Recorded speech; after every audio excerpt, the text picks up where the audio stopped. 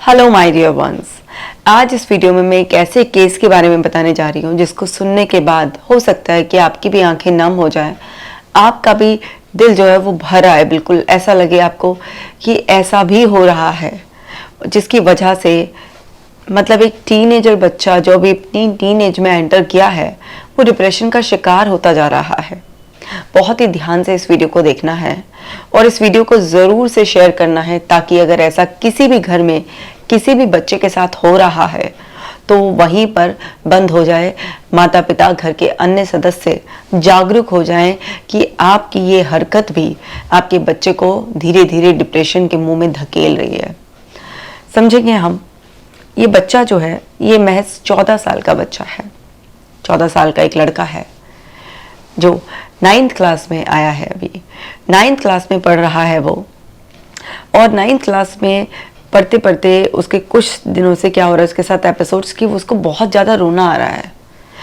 इतना ज़्यादा रोना आ रहा है कि वो ना अपनी पढ़ाई कर पा रहा है, ना ही उसका जो आगे का कोई ड्रीम था कि मुझे ये बनना है उसके बारे में सोच पा रहा है। हर समय बस उसका दिल करता है रोने का, रात को नींद नहीं आ रही है उससे, कुछ खाना खाने का मन नहीं कर रहा है उसका, दोस्तों के साथ जो बात करता था, खेलता था, क्रिकेट खेलने जाता था, कुछ मन नहीं कर रहा है। जब ये लगातार कुछ दिनों से हो रहा है उसके साथ, तो फिर वहाँ पर पेरेंट्स को भी एक अवेयरनेस आई कि क्या हो रहा है। शुरुआत में तो पेरेंट्स ने समझा कि भाई बच्चा है, पढ़ने में आजकल मन नहीं है, टीनेज स्टार्ट हो गई है, हो सकता है किसी लड़की की तरफ अट्रैक्ट हो, इस वजह से पढ़ाई पर ध्यान नहीं दे रहा है, या हो सकता है कि किसी गलत संगत में पड़ गया हो, कुछ ऐसी बात। तो खूब उसको तलाशने के बाद जब ऐसा कुछ नहीं मिला तो फिर पेरेंट्स को भी थोड़ा सा कंसर्न हुआ और उन्होंने सोचा कि चलो इसकी साइकोलॉजिस्ट से मीटिंग करा देते हैं। तो पहले उन्होंने कहीं और कंसल्ट किया, लेकिन बच्चा किसी वजह से ओपन अप नहीं हो पाया वहाँ पर। फिर उन्होंने सोचा कि इसका ये किसी से बात करने से कुछ नहीं हो रहा है और कुछ भी ऐसे रिजल्ट उनको नहीं मिला, तो उन्होंने सोचा इसको दवाई दिलवा देते हैं। लगता है कि कुछ इसको ऐसी साइकेट्रिक प्रॉब्लम आ गई है, केमिकल वगैरह कम हो गया है इसका, इसकी वजह से ऐसा है। तो उन्होंने उसको मेडिसिन दिलवा दी। अब कोई मेडिसिन तो ऐसी आती नहीं है जो एकदम से आपके मन में जो चल रहा है वो बाहर निकाल दे और उसे सबको फिक्स कर दे, ठीक हो जाए। तो उसका मेडिसिन से भी कुछ नहीं है, उसकी दिन पर दिन कंडीशन इसी तरीके से बिगड़ती जा रही थी। फिर उसके बाद कहीं से उसकी किसी मौसी ने मेरी कोई वीडियो देखी होगी और उनके पास शेयर किया होगा, तो इस तरीके से वो मेरे पास आया।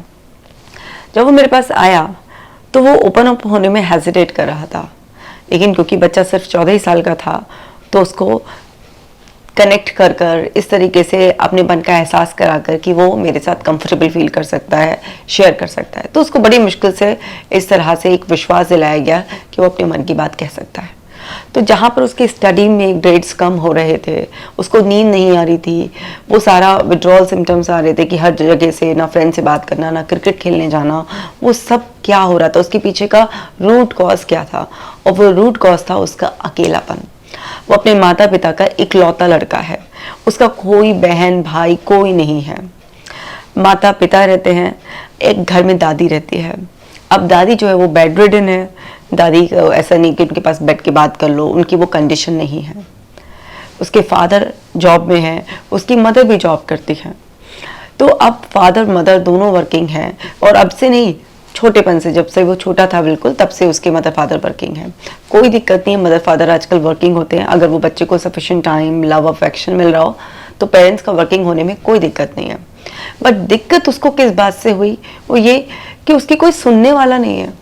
उसके अंदर एक अकेलापन का एहसास इतना ज़्यादा भर गया उस बच्चे के अंदर कि अगर मैं मम्मी से बात करने की कोशिश करता हूँ, पापा से बात करने की कोशिश करता हूँ, उनका तो बस फ़ोन में ही मन लगा रहता है, मेरी बात सुनते ही नहीं है। और जब मैं कहता रहता हूँ और मुझे लगता है कि उनका ध्यान उनके फ़ोन में है, या पापा लैपटॉप पे कुछ कर रहे हैं, या कभी इवन मेरे से ज़्यादा इंपॉर्टेंट उनके लिए सीरियल्स भी होते हैं, अपना टीवी देख रहे हैं और मेरी बात नहीं सुन रहे हैं, तो फिर मेरा मन नहीं करता उनसे शेयर करने का। धीरे धीरे मैंने उनसे शेयरिंग कम कर दी है।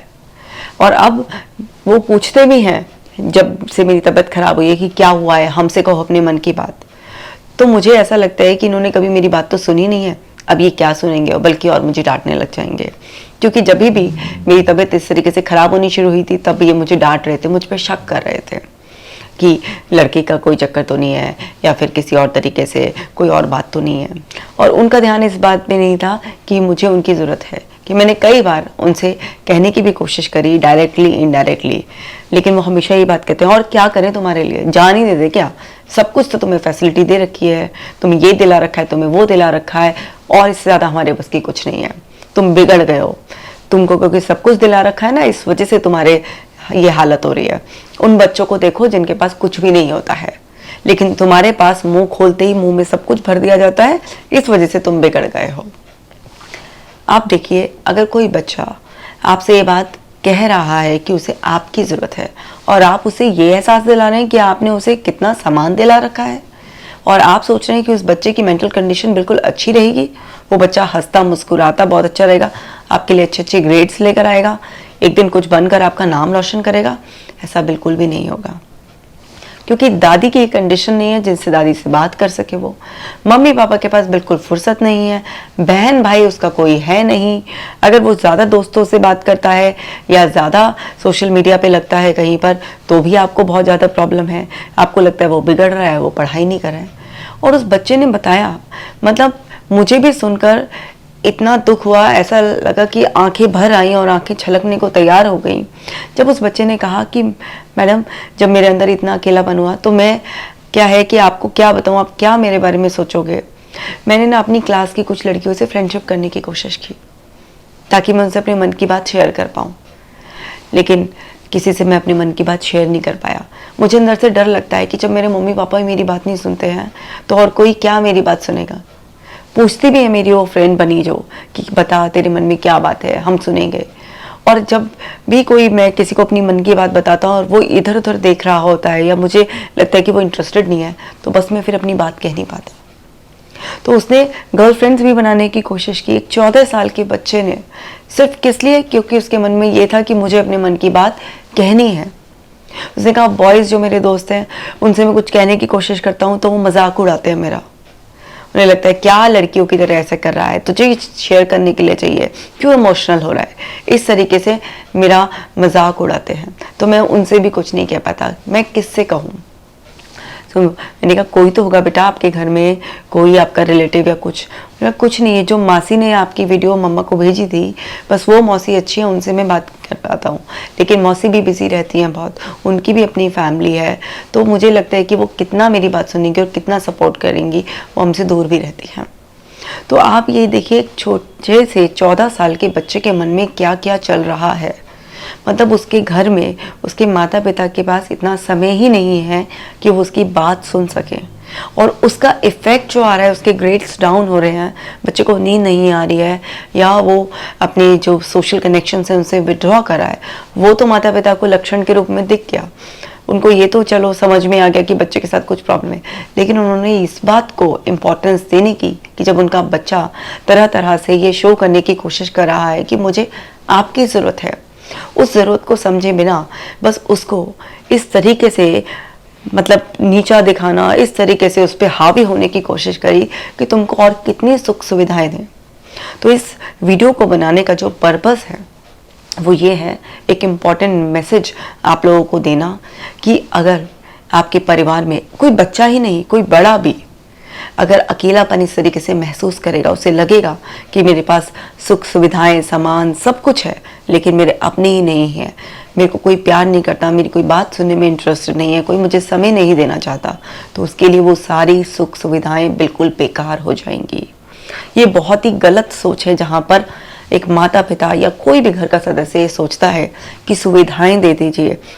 दूसरे को पैसे दे दीजिए और बस आपकी जॉब पूरी हो गई है। आज भी हम लोग कितना भी एक्सटर्नल वर्ल्ड में चकाचौंध में जिए, हमें चाहिए अच्छे कपड़े, हमें चाहिए वो सुख सुविधाएं, वो सब चीज़ें, लेकिन इसका मतलब ये नहीं है कि हमें अपनों का साथ नहीं चाहिए, इसका मतलब ये नहीं है कि हमें अपनों का प्यार नहीं चाहिए, वो तो टॉप प्रायोरिटी है। तो क्या हुआ उस बच्चे के अंदर, उसके बच्चे के अंदर सबसे पहले ऑक्सीटोसिन लेवल डाउन होने शुरू हुए, क्योंकि एक 14 साल के बच्चे को ना माँ बाप कभी हक कर रहे हैं, ना बैठ कर उसके साथ बात कर रहे हैं, बस खाना दे दिया, सर्वेंट भी है घर में, तो आर्यन तो सर्वेंट ने ही खाना सर्व कर दिया बच्चे को, बस पेरेंट्स ने देखा अच्छा भी पढ़ रहा है, अच्छा भी खा चुका है, अच्छा भी ये कर रहा है वो कर रहा है, मतलब उसमें उसकी लाइफ में इंटरेस्ट ही लेना बंद कर दिया। उसको कैसा फील होता है, एक टीनेजर में क्या बदलाव आते हैं, उसके अंदर किस किस तरीके के इमोशंस चल रहे हैं, उससे बिल्कुल बेखबर, बस ऊपर की दुनिया, जैसे बाकी लोग देखते हैं ना, आपके पड़ोसी रिश्तेदार जो दूसरे लोग होते हैं वो देखते हैं बस आपकी बाहर की दुनिया में जो दिखावा है। अगर घर वाले भी ऐसा ही बर्ताव करने लग जाएंगे कि वो भी बाहर वालों की तरह बिहेव करेंगे, तो फिर घर परिवार का क्या मतलब है। कितना भी आप तरक्की पसंद हो, कितना भी आपको लगता है कि सुख सुविधाएं देने से किसी इंसान के अंदर सुकून आता है, तो इस सोच को भी बनाए रखिए और दीजिए ये, क्योंकि अच्छा लाइफस्टाइल मेंटेन करने में, सुख सुविधाएं घर में लाने में कोई बुराई नहीं है। लेकिन इस चीज़ को दिमाग में टॉप प्रायोरिटी पर रखिए कि हम इंसानों को सबसे पहले अपनों का साथ और प्यार की ज़रूरत होती है। नहीं तो जिस तरह से 14 साल की उम्र में उस बच्चे की ऐसी कंडीशन होनी शुरू हुई है, अब इस बच्चे को तो ऐसा हो गया, लेकिन ज़रूरी नहीं हर बच्चे को ऐसा होगा। कोई बच्चा हो सकता है कि धीरे धीरे आपके लिए अपने मन में इतनी दूरी बढ़ा ले कि जब कभी आपको ज़रूरत होगी उसकी, तो वो अवेलेबल नहीं होगा। वो बच्चा बाहर गलत संगत में पड़ सकता है। मान लीजिए उसे कोई बाहर ऑपोजिट जेंडर का फ्रेंड इस तरीके से मिल गया जो उसकी मजबूरी का फ़ायदा उठाए। जस्ट इमेजिन कीजिए अगर ये कोई बच्ची होती और वो इस तरीके से ट्राई करती कि मैं कोई बॉयफ्रेंड बना लेती हूँ जिससे कि मैं अपनी मन की बात शेयर कर सकूँ। आज की दुनिया में क्या हमारी बच्चियों के साथ इतना गलत नहीं हो सकता कि अगर कोई गलत आदमी ये सेंस कर ले कि इसको इमोशनल नीड इसकी पूरी नहीं हुई है, इसको किसी की शेल्टर की, किसी के शोल्डर की ज़रूरत है, तो क्या किसी बच्चे के साथ गलत नहीं हो सकता? बहुत ज़्यादा गलत हो सकता है। जितना आप सोच भी नहीं सकते उससे कहीं ज़्यादा गलत हो सकता है उस बच्चे के साथ। तो बेटर ये है कि आप अपने सपनों के साथ साथ अपने बच्चों को, क्योंकि आप उन्हें दुनिया में लाए हैं, तो स्पेशली अपने बच्चों को ज़रूर टाइम दीजिए। बच्चों को ही नहीं, आप अपने पार्टनर को टाइम दीजिए, माता पिता को टाइम दीजिए। घर में जितने भी जीते जागते लोग हैं वो सामान से कहीं ज़्यादा अनमोल और इम्पॉर्टेंट है, उन्हें समय देना है। नहीं तो उनके अंदर ऑक्सीटोसिन लेवल भी डाउन हो जाएंगे, सेरोटोनिन लेवल्स भी डाउन हो जाएंगे उनके अंदर, वो अकेले उदासी में बैठे रहेंगे, फिजिकल एक्टिविटी कम हो जाएंगी, एंडोर्फिन लेवल्स भी उनके अंदर डाउन हो जाएंगे, उनका लक्ष्य भी उनकी नज़रों से दूर हो जाएगा, डोपामिन लेवल भी उनके अंदर डाउन हो जाएंगे, उन्हें किसी चीज़ में मज़ा नहीं आएगा। और सारे मेजर हैप्पी हार्मोन्स का लेवल जब उनके अंदर डाउन हो जाएगा तो अंदर से टूट जाएंगे, ख़त्म होने लगेंगे और उनको ज़िंदगी में निराशा ही निराशा आएगी। यहाँ तक तो सब सही था जब ये सब मैं बता रही हूँ आपको उस बच्चे के बारे में, जब उसने शेयर करना शुरू किया। कब मेरी भी आंखें पहली बार ऐसे छलक आई कि मतलब कि बहुत मुश्किल हुआ मेरे लिए भी कि अपने आंसुओं को आंखों में ही रखना, क्योंकि कमज़ोर पड़ना हमारी ट्रेनिंग में होता ही नहीं है। हमें तो हर कंडीशन में स्टेबल रहना है। और बाबा जी की ग्रेस से अपने माइंड को इस तरीके से मैंने सेट भी कर लिया है कि कितना भी बड़ा दुख सामने हो तो अपने आप को स्टेबल रख सकूं। लेकिन इस बार आंखें वास्तव में भर आई जब उस बच्चे ने ये कहा कि आंटी आप मेरे दोस्त और कभी कभी मम्मा भी बनोगे क्या। मतलब ये जो उसकी लाइन थी वो इतनी ज़्यादा ओवरवेलमिंग, हार्ट टचिंग थी कि उस बच्चे ने ये बोला कि आपकी जब मासी ने वीडियो देखी और शेयर की तो मैंने भी आपकी वीडियो देखी थी और आपसे बात कर कर मुझे बहुत अच्छा लग रहा है, क्योंकि